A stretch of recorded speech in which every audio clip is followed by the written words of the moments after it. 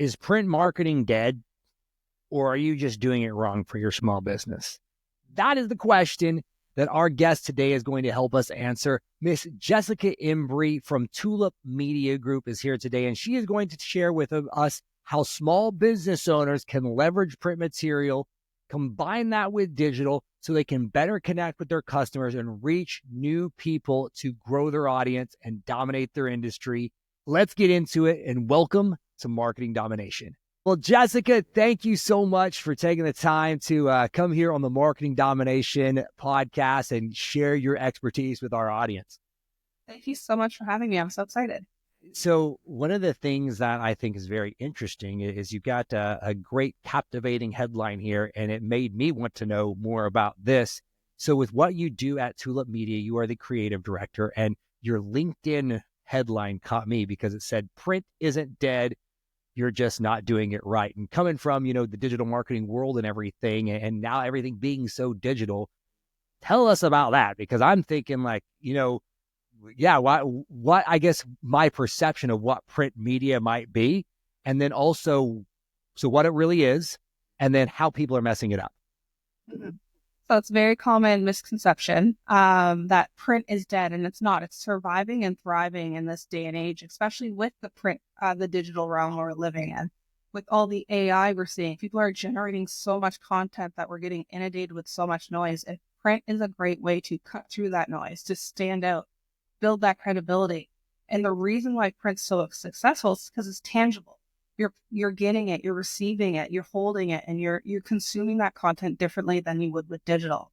So when people come to us saying, I want to stand out, I want to give valuable content to my readers, print is a great way to do that. And there's many different ways you can do that. There's postcards, there's magazines, which is what Tulip does, there's newsletters. And that's why we love print so much, is because it's different. That's why you see big companies doing it in this day and age, like Simple and Costco. Okay. So tell me that then, let's say I'm a local plumber, right? Or I've got a local service-based business here. What would print look like for them? Because I guess I would think default, maybe like some mailers or something like that. But one of the things I think is interesting is about magazines. Like, how would a local service business benefit from creating something like that? And how could they leverage print material? So there's a couple different ways. They could have their own postcards, like you said, but they could also be part of a local magazine in their community. There's always a lot of those. And it's not just having an ad in a magazine. Maybe you're putting an article in there. So there's different ways that you can go about being present in the print realm. And it's just dependent on your business and what goal you're trying to achieve. We both come from a story brand background, and we always say, what's your main goal? What are you trying to achieve? What's the pain point of your readers? So trying to agitate that and put that in your messaging. So whenever you create this, though, how would you recommend most of them go about distributing this? Is this already kind of done because it's an established piece of print, or is this creating something new? So how would they go about getting their audience to see it? Because that's awesome. Yeah, we can go to a print shop and print something, and we can have this amazing team create it. But how do we make sure that actually eyeballs get to see the thing? And that's kind of where print sometimes falls down, is they create this beautiful piece of print marketing, and then they send it to the wrong people, or they're not sending it the right way.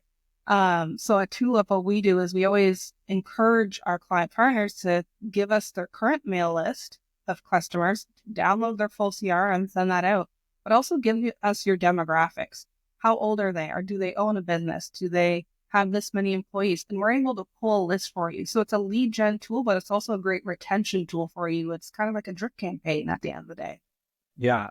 And so in the print versus digital world, right? In digital, it's really easy to track conversions and ROI on ad spend and stuff like that, and click-throughs and all of the things. Since you can't directly do that with print, or maybe you can, and we're about to learn, how do you typically educate businesses or kind of encourage them as they're going through this to actually know if this is working for their business? And that's also a very common question, is how do you extend your print online? And there's a lot of different ways you can do that. There's quizzes, there's Bitly's, there's Jot URLs, there's QR codes to get those analytics. There's special phone numbers that you just have for the magazine, so you can start to see that ROI. Offers, coupons. We've seen it everything here at Tulip. And yes, it's not as easy to measure with digital, but I find with print, and we see this again and again with our clients, that they get more anecdotal stories from their community when they're sending out that magazine. Insurance agency we work with in Wisconsin, every time they send out their magazine, the CEO will give us an email and be like, I was just at the coffee shop and someone's like, hey, I've seen you in a magazine before. So it's stories like that. And that's that brand awareness that you're kind of looking for. So print allows you to kind of hit every part of the buyer's journey, whether it's brand awareness or closing that sale, because of the different content you have in there. So how would, if we are doing this print material, how are some ways that we can leverage it and kind of marry it with the digital stuff that we're doing? So that way it's not like siloed of like, oh, this is my print campaign, this is my digital campaign. But how do you kind of recommend the small business owners work to marry those two things together so they're leveraging their marketing? A great example of that is we have a lot of customers who have special PDF downloads exclusive to their magazine readers. So at the end of their article, they have that call to action saying, hey, free download here. And they're going over to that landing page that they have specifically for that. Another great example of that is we work with a fire truck manufacturer that sells these $1 million fire trucks all over North America. And this is a very niche audience. And digital doesn't always work for them. Fire truck chiefs are very busy. So we've identified that in their buyer's journey, in their story brand messaging, that the best point of contact for them is to get them before they need to write an RFP. So we're creating content around RFP creation, so request for proposal, and putting that in that magazine, sending it to fire chiefs all over North America, putting some engaging content in there too, like recipes, because fire chiefs are there for a long time, so sometimes they need to cook. And we've gotten emails, again, from this client saying, we've sold $1 million products using this newsletter because it's so niche, it's so on target with the content, and it's agitating the problem that they have, which is creating RFPs. That's awesome. If you don't mind me asking, are you allowed to say what the manufacturer is? Yeah, Battle Fab fire trucks. Okay, I was a firefighter for about 6 years, so I was wondering, is that something that I saw in the firehouse before? Do you need a fire truck? I'm actually, with I'm good right now, but no, that's awesome. Okay, so Miss Jessica, you are not just creative director; you also get to slap the title of author on your after the name and everything too. The book is Double Sales, Zero Salespeople: Optimize Your Sales and Marketing into One Business Development Strategy That Works. That sounds amazing. So give us, I think, especially from my world, as an agency owner, there almost seems to be a disconnect, or no, that's your problem, between sales and marketing. Marketing will generate the leads, and then if it's not converting, it's the sales team's fault. And then the sales team's like, well, it's because marketing is generating bad leads for us. So how should those two things be seen as working together? And also, how do you increase your sales without adding salespeople? I want to know that. There's two parts of that question. And Sean, back in 2018, we kind of realized we had a problem at Tulip. Our cost of acquisition was $40,000 per client.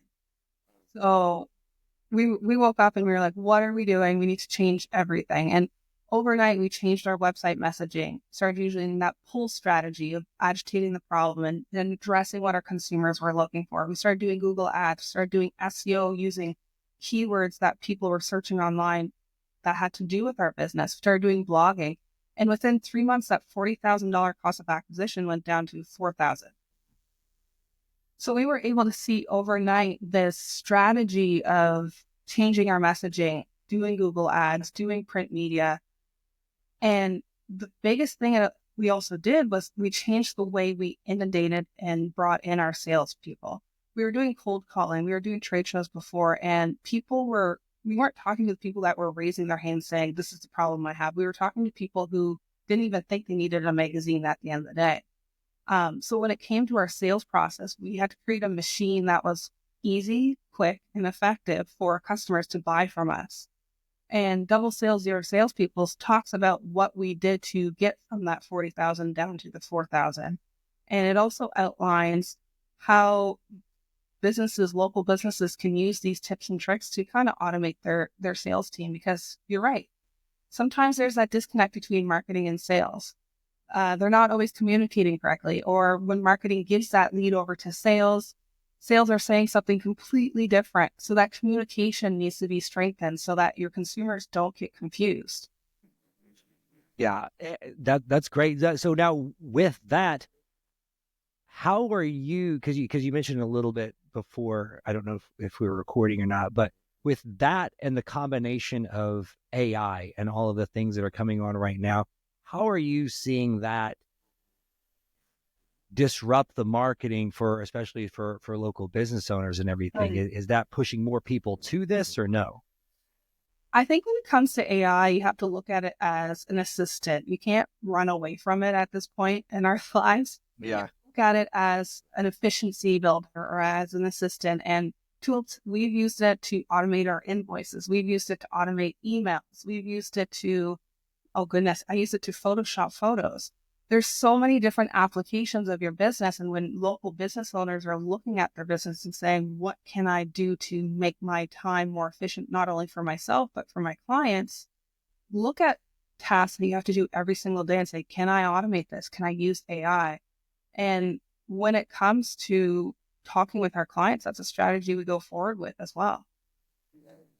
What with what you guys do at Tulip, what's kind of your process? Because this sounds cool, but I guess kind of two things is, what's the process and how do I know if it's for me or not? Because this sounds like, yeah, if I am the local med spa, like how do I know if this is for me? And then if so, what is the process that you guys use to make all this stuff come to life, and how much is going to be, do I need to do? Like, do I need to create the graphics and write the copy? Like, what's that process look like, and how do I know if it's for me? So for our print side of our business, it's a turnkey solution. You get graphic designers, ghostwriters, proofers, project managers. We mail it out for you. We pull that list for you if you need us to. So we have everything you need to create that publication you're looking for. And you have different sizes of programs, 4 pages, 16 pages, etc. For our digital side, we start out with a really strategic approach. And this probably will sound familiar to you, Sean, a little bit, but well, first, when we talk to a client, we're asking about their pain points. We're asking about their goals, what they're trying to achieve.